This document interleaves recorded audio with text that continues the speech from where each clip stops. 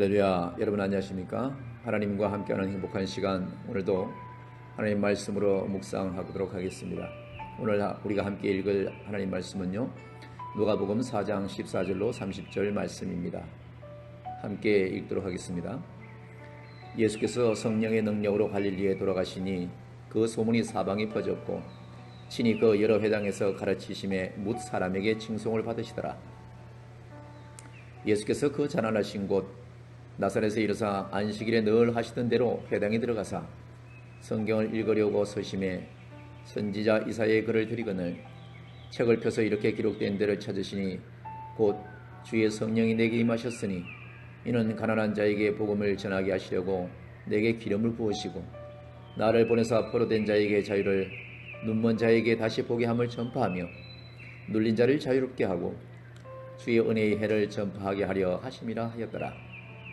책을 덮어 그 맡은 자에게 주시고 앉으시니 회당에 있는 자들이 다 주목하여 보더라. 이에 예수께서 그들에게 말씀하시되 이 글이 오늘 너희 귀에 응하였느니라 하시니 그들이 다 그를 정언하고 그 입으로 나오는 바 은혜로운 말을 놀라게 여겨 이르되 이 사람이 요셉의 아들이 아니냐. 예수께서 그들에게 이르시되 너희가 반드시 의사야 너 자신을 고치라 하는 속담을 인용하여 내게 말하기를 우리가 들은 바 가버나움에서 행한 일을 네 고향 여기서도 행하라 하리라. 또 이르시되 내가 진실로 너희에게 이르노니 선지자가 고향에서는 환영을 받는 자가 없느니라. 내가 참으로 너희에게 이르노니 엘리야 시대에 하늘이 3년 6개월간 닫히어 온 땅에 큰 흉년이 들었을 때에 이스라엘에 많은 과부가 있었으되 엘리야가 그중 한 사람에게도 보내심을 받지 않고 오직 시돈 땅에 있는 사렙다의 한 과부에게만 뿐이었으며 또 선지자 엘리사 때문에 이스라엘에 많은 나병 환자가 있었으되 그 중에 한 사람도 깨끗함을 얻지 못하고 오직 수리아 사람 나만 뿐이었느니라. 회당에 있는 자들이 이것을 듣고 다 크게 화가 나서 일어나 동네 밖으로 쫓아내어 그 동네가 건설된 산, 즉 낭떠러지기까지 끌고 가서 밀쳐 떨어뜨리고자 하되 예수께서 그들 가운데로 지나서 가시니라. 아멘. 예수님은 성령으로 잉태되시고 세례를 받으실 때에 성령을 받으셨으며 사탄의 시험을 받을 때에 성령의 인도를 받으셨습니다. 예수님은 성령의 능력으로 갈릴리 지역으로 돌아가셔서 사역을 시작하셨지요. 예수님이 돌아가실 때에 이미 예수님에 대한 소문이 사방의 온 지역에 퍼져 있었습니다. 예수님은 갈릴리 여러 회당에서 하나님의 말씀을 가르치시기 시작하자 모든 사람에게서 영광과 찬양을 받으셨습니다. 예수님은 또 자라셨던 고향 나사렛에 가셔서 안식일에 늘 하시는 대로 회당에 들어가서 성경을 읽으려고 서셨습니다.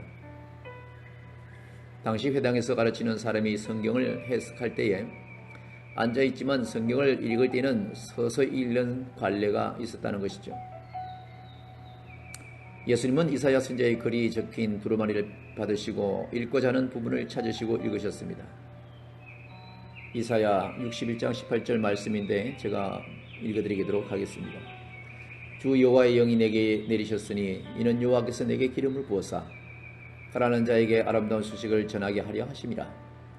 나를 보내사 마음이 상한 자를 고치며 포로된 자에게 자유를, 갇힌 자에게 노임을 선포하며 여호와의 은혜의 해와 우리 하나님의 보복의 날을 선포하여 모든 슬픈 자를 위로하되 라고 기록된 말씀을 예수님이 회당에서 읽어주신 것을 알 수가 있습니다.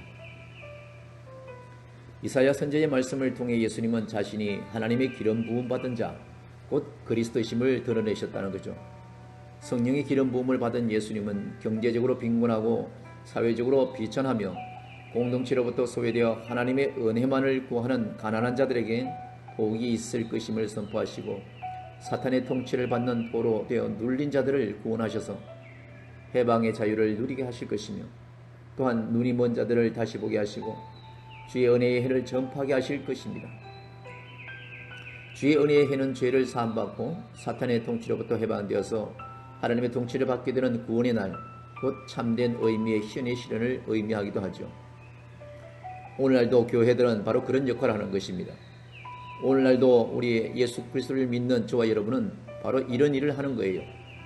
어둠에 있는 자들, 눈이 먼 자들, 병든 자들, 이런 자들이 예수님을 만나서 영적인 눈이 띄어지고 영적인 병을 고칠 때에 그들이 하나님의 나라를 볼 수가 있기 때문에 그렇죠. 예수님이 두루마리를 맡은 사람에게 성경을 해석하기 위해서 앉으셨을 때 모든 사람이 예수님을 주목했습니다. 예수님은 하나님이 이사야 선지자를 통해서 계시하던 구원의 역사가 그곳에 모인 공동체가 성경을 말씀 듣는 가운데 오늘 성취되고 있다고 선포하셨습니다. 예수님이 말씀을 선포하실 때는 그 순간으로 끝나는 것이 아니라 그 말씀이 그 지역과 그 모든 사람들에게 선포되어지고 성취되는 역사가 있게 되어 있습니다. 예수님의 말씀을 들은 회중은 예수님의 입으로부터 나오는 은혜의 소식을 놀랍게 여겼죠. 그리고 예수님의 고향 사람들은 같은 지방의 사람으로서 예수님으로부터 특별한 호의를 받게 되리라는 기대감을 표현하기도 했습니다. 예수님은 하나님 나라의 통치는 혈연이나 지연과 관계없다는 것을 강조하시고 예수님이 행하실 구원의 역사는 원수된 이방인들을 무너뜨리고 이스라엘을 해방하시는 사역이 아니라 온 열방을 향한 구원하고 새 시대를 여실 것이라는 그 사실을 보여주신 것입니다. 예수님은 고향 사람들을 향해 그들이 틀림없이 의사야 네 병이나 고쳐라 라는 그런 속담을 이용해서 예수님이 향해서 우리가 들은 대로 가버나움에서 했던 모든 일을 여기 당신의 고향에서도 한번 해보라 라고 말할 것이라고 말씀하였습니다. 그러나 예수님은 이어서 진실로 너에게 이르노니 어떤 선지자도 자신의 고향에서는 환영을 받지 못한다 라고 말씀을 하고는 권고하시고 경고하시고 비탄의 말을 전하는 선지자들은 결코 따뜻한 영접을 받지 못한다는 것을 그들에게 분명히 말씀하였습니다. 여러분 말씀을 한번 바꿔서 한번 잘 생각해 보시죠. 중마고우라고 어릴 때 함께 자란 친구가 10대 20대를 거치면서 어느 날 그들 앞에서 여러분이 너무나 잘난 척을 하고 너무나 아는 척을 하고 모든 것을 이 땅의 사람의 그 모습으로 비치지 아니하고 말하는 것도 행동하는 것도 모든 것이 정말로 특별하게 한다면은 그들은 아마 놀라는 사람도 없지 않아 있겠지만은 아마 그 고장에서는 아마 그렇게 칭송을 하기보다는 인정하지 않으려고 할 것입니다. 마찬가지로 예수님도 자기가 태어난 고장, 자기가 성장한 그 마을에서는 이적과 기적을 베푸시지 아니하시고 오직 그 마을을 떠나서 고향을 떠나서 복음을 전하기 시작한 것을 알 수가 있습니다. 하나님은요 이스라엘 왕 아합이 그의 아내 이세벨의 영향으로 바알에게 바치는 제단과 아세라상을 만든 것을 보시고 노하셔서 엘리야 선지자를 통해서 3년 6개월 동안 이스라엘에 비가 오지 않을 것을 선포하신 적이 있습니다. 이스라엘에 큰 흉년이 들었을 때에 엘리야 선지자는 오직 이세벨의 고향이었던 시돈 땅에 사렙다의 한 과부에게로 가서 능령을 행했고 과부와 그 아들을 죽음으로부터 구원한 것을 알 수가 있습니다. 또한 선지자 엘리야의 시대는 오직 부정한 나병 환자이자 이방인이었던 수리아 사람 나아만이 정결함을 얻는 그런 역사를 행한 것을 알 수가 있습니다. 예수님이 하나님의 말씀을 거부하고 회개하지 않는 이스라엘과 하나님의 은혜를 입은 이방인을 대조하는 말씀은 예수님의 고향 사람들을 이스라엘 사람들과 동일시하신 말씀이었습니다. 이 말을 들은 나사렛 회당에 있던 사람들은 모두 크게 화를 내고 예수님을 거짓 선지자로 여기고 동네 밖으로 쫓아내는 것을 넘어 낭떠러지게 밀쳐 떨어뜨려 죽이려고 했다는 것이죠. 거짓 선지자를 돌로 쳐 죽이는 것은 먼저 낭떠러지로 던지고 그 위에 머리 크게 되는 바위를 던지는 그런 나쁜 습관들이 그 고장에 있었던 것이죠. 신명기 13장 5절의 말씀을 제가 한번 읽어드리도록 하겠습니다. 그런 선지자나 꿈꾸는 자는 죽이라 하는 이는 그가 너희에게 너희를 애굽 땅에서 인도하여 내시며 종되었던 집에서 속량하신 너희 하나님 여호와를 배반하게 하려 하며 너희 하나님 여호와께서 네게 행하라 명령하신 도에서 너를 떼어내려고 말하였음이라. 너는 이같이 하여 너희 중에서 악을 제할지니라.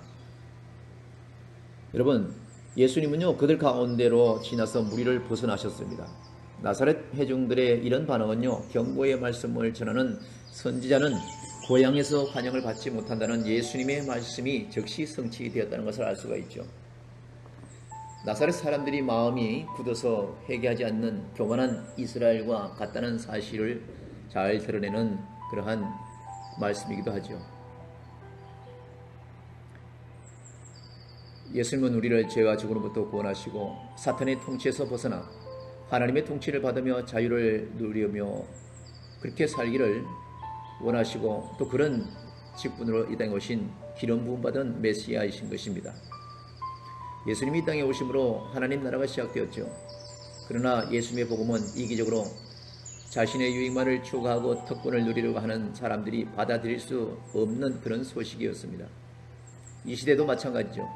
오직 예수 그리스도만이 진리고 예수 그리스도만이 구원이라고 아무리 외쳐도 저들은 그것을 인정하고 싶지 않은 것입니다. 영원 불멸의 인생이라고 착각하고 이 땅의 모든 부귀와 영화가 인생의 전부라고 생각하고 살기 때문에 오직 죄에 대해서 의에 대해서 심판에 대해서 외치는 예수 그리스도의 그 십자가 복음을 저들이 듣지 않으려 하는 것은 동일시되고 있는 것입니다. 우리의 교만함은 우리의 죄와 허물을 지적하고 회개할 것을 권면하는 말씀을 받아들이지 못하죠. 가난하고 낮은 자들, 자격 없고 소외된 자들에게도 공평하게 주어지는 하나님의 사랑과 은혜를 인정하지 못하고 사는 시대가 바로 이 시대입니다. 사랑하는 성도 여러분, 월드 기독교 방송 청취자 여러분, 주님의 교회는요, 하나님의 은혜가 합당한 자에게 주시는 보상이 아닌 자격 없는 자에게 값없이 주시는 하나님의 호의라는 사실을 우리가 다 기억해야 됩니다. 하나님은요, 이 땅의 교회들을 통하여 하나님의 천국의 그 아름다운 무궁무진한 그 비밀에 그 모든 것을 가르치고 선포하고 인식해 주려고 애를 쓰는 것이 바로 교회인 것입니다. 그러나 저들은 마귀의 손에 이끌려서 하나님을 바라보지 못하고 교회의 문을 넘어서지 못합니다. 오직 하나님의 은혜가 그들에게 각자 임해야 하나님의 거룩하신 성전에 들어올 수 있는 그런 특권이 주어지기도 하죠. 하나님의 은혜 앞에 겸손하며 우리 모두는 감사해야 될 것입니다. 더 많은 이익과 특권을 누리고자 하는 이기심과 교만에서 벗어나 낮은 자들을 섬기는 모습을 통해 하나님의 나라의 통치를 우리 모두가 삶 가운데서 드러내면서 살아야 될 줄로 믿습니다. 여러분, 오늘도 하나님의 나라의 그 소식을 전하는 저와 여러분이 되기를 주님의 이름으로 간절히 축원을 드립니다. 감사합니다.